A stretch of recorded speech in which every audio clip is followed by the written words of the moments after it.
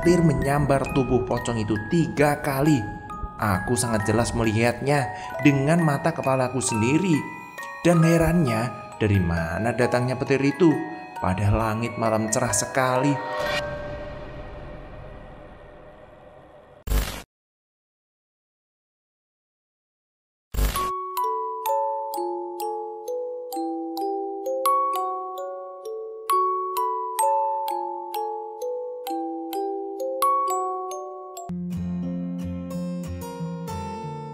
Assalamualaikum warahmatullahi wabarakatuh. Terima kasih buat teman-teman. Salam Rahayu. Yang sudah nonton, untung direkam, saya ucapkan terima kasih. Dan yang belum like, komen, dan bisa subscribe, silahkan sebagai wujud dukungan teman-teman. Dan sebagai wujud terima kasih kami kepada kalian. Kali ini kita lanjutkan cerita dari Mas Hupe, Keranda Terbang di part kedua. Langsung saja kita ke ceritanya. Aku hanya diam dan memeluk bapakku kuat-kuat. Ingin rasanya menangis melihat mereka. Sepanjang perjalanan, aku terus memeluk bapakku sampai akhirnya tiba di posyandu. Di sana ternyata sudah ada 6 orang yang duduk di teras posyandu, termasuk kakakku yang memang sudah berangkat duluan dari awal. Mereka membentuk posisi lingkaran kecil dan di tengahnya sudah ada Mbah Kongku. Aku dan bapak bergabung bersama mereka. Aku duduk di tengah, tepat di pangkuan Mbah Kongku. Beliau hanya tersenyum sambil mengelus kepalaku. Sudah ya, cepat, ayo kita selesaikan. Disirep dulu Yohat, biar warga nggak tahu. Nanti ada yang ketakutan, kasihan mereka, kata Mbah Kong kepada bapakku dengan suara yang bisa membuatku merasa damai dan tenang. Nggih Romo, nggih, iya Pak, jawab bapakku. Setelah itu, bapak dan 6 orang lainnya memejamkan mata sambil membaca doa-doa yang aku belum tahu itu apa. Tiba-tiba lampu satu desa mati semua.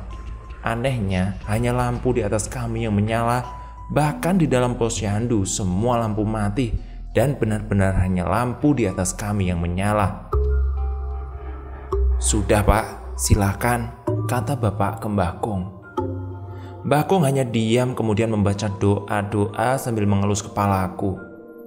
Jangan takut ya Le, kakek tidak akan mengizinkan demit itu menyentuhmu seujung kuku pun. Aku akan menjagamu, aku tidak akan mengizinkan itu, kata Mbah Kongku sambil terus mengelus kepalaku. Kerincing, kerincing, kerincing. Ya, suara lonceng keranda terbang itu terdengar kembali. Benar saja, keranda terbang itu berada tepat di depan kami sekarang. Mbah Kong masih terus membaca doa. Aku pun mulai celingukan mencari sosok pocong raksasa yang sangat kutakuti itu. Tapi anehnya rasa takutku itu seperti berkurang banyak sekali. Hanya tersisa sedikit saja ketakutan itu. Mungkin karena berada di dekat Mbah Kong yang awalnya sungguh menenangkan. Dan tiba-tiba terdengar suara. Anak itu serahkan sekarang. Aku akan pergi dari desamu. Suara itu berasal dari depan kami. Iya, benar. Suara itu berasal dari keranda terbang di depan kami. Dan ketika itu juga, pocong itu muncul di depan kami dengan wajahnya yang sangat menyeramkan. Tapi kini lebih menyeramkan karena aku melihatnya dari sangat dekat. Wajahnya sudah menjadi tengkorak. Dan ternyata masih memiliki sedikit kulit di pinggiran wajahnya dengan darah yang masih menetes membuat kain kafan di sekitar dada dan bahunya berwarna merah kecoklatan. Giginya yang juga kecoklatan, wajah yang berbentuk tengkorak namun masih memiliki mata, dan itu benar-benar menyeramkan. Apalagi ditambah urat mata berwarna merah serta darah mengering di tengkorak wajahnya. Itu pocong. Itu benar-benar pocong yang sangat menakutkan. Mbah Kong saat itu juga membuka matanya. Siapa kamu? Berani-beraninya meminta cucuku, kata Mbah Kong dengan suara yang menenangkan. Aku hanya meringkuk di belakang Mbah Kong waktu itu. Aku di sini disuruh mengambil nyawa orang yang sudah waktunya mati. Dan aku akan mengambil nyawa semua orang di sini. Kalau tidak diberikan anak itu, dan aku aku akan pergi dari sini. Itu saja. Jawab pocong itu dengan suara yang keras membuat telingaku sakit. Namun tiba-tiba pocong itu limbung dan terjatuh ke tanah. Aku heran apa yang sebenarnya terjadi. Rasa heran itu sirna saat aku melihat Eyang Seto membawa keris merah serta berwarna merah yang menyala. Mungkin lebih tinggi keris itu daripada tubuhku saat itu.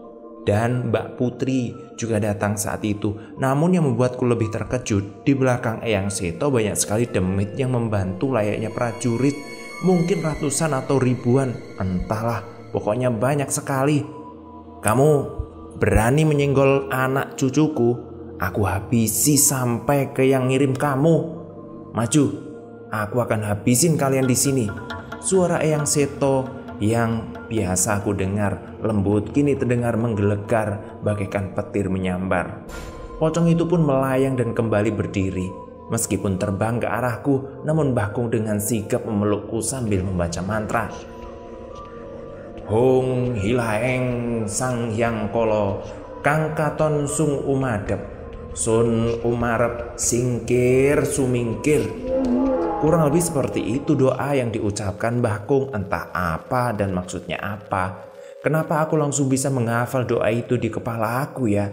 Saat Mbah Kung berdoa, muncullah seperti roda gerigi besar dengan sirna kuningan keemasan menyala mengelilingi kami. Dan anehnya, saat pocong itu menyentuh roda besi tersebut, sebagian kain kafarnya langsung terbakar hangus. Aku sudah bilang ya, jangan coba-coba menyentuh cucuku, tidak saya izinkan. Cucuku ini adalah ahli warisku, kata Mbah Kung mulai emosi. Mungkin karena dia mencoba menyentuhku. Namun pocong itu tidak menyerah begitu saja. Dia terus mengincarku, namun Mbah Kung terus melindungi kami. Dan saat menyaksikan pertarungan mereka ini, semua terpana. Hingga kafan pocong yang berwarna putih serta merah kecoklatan di bagian dada dan bahunya kini menjadi hitam hangus di beberapa bagiannya. Di saat kami menyaksikan adegan itu, tiba-tiba petir menyambar tubuh pocong itu 3 kali. Aku sangat jelas melihatnya dengan mata kepalaku sendiri. Dan herannya, dari mana datangnya petir itu? Padahal langit malam cerah sekali. Tidak usah takut ya Leh, itu punyaku. Kalian semua bawalah demit lancang ini pulang ke rumah orang yang mengirim dia ya, kata Eyang Seto kepada para demit yang bersamanya tadi, sambil menarik keris dari badan pocong yang hangus itu. Kemudian kami disuruh pulang ke rumah masing-masing oleh Mbah Kung. Leh, dah mantuk yo, pean kudu belajar tirakat terus yo Leh. Ojo lali marang Gusti nih. Itulah pesan dari Mbah Kung. Yang intinya, Le, pulanglah. Kamu harus belajar tirakat terus ya. Jangan lupa dengan Tuhanmu, kata Mbah Kung menasihatiku. Dan setelah itu Mbah Kung, Eyang Seto, Mbah Putri menghilang menjadi asap. Tak lupa sebelum pulang, Bapak membuka sirapnya. Lampu desa kembali menyala. Semua orang yang tahu kejadian itu hanya kami bertujuh, serta hanya sisa gosong karena sembaran petir di depan posyandu yang seakan menjadi saksi bisu.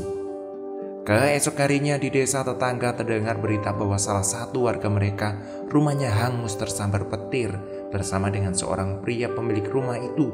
Desaku kembali tenang dan damai, tetapi masih menyimpan banyak misteri.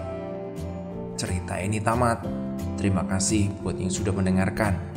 Kalau kalian suka cerita seperti ini, banyak sekali pengalaman pribadiku tentang mereka yang tak kasat mata. Nanti akan saya ceritakan kisahku yang lain. Terima kasih telah membaca ceritaku. Salam Rahayu Hupe. Terima kasih yang sudah mendengarkan sampai saat ini. Dan buat teman-teman yang selalu mendengarkan Untung Direkam, saya pribadi ucapkan terima kasih. Dukung terus channel ini, semoga semakin besar dan makin banyak yang mendengarkan cerita horornya. Terima kasih, sampai jumpa. Assalamualaikum warahmatullahi wabarakatuh.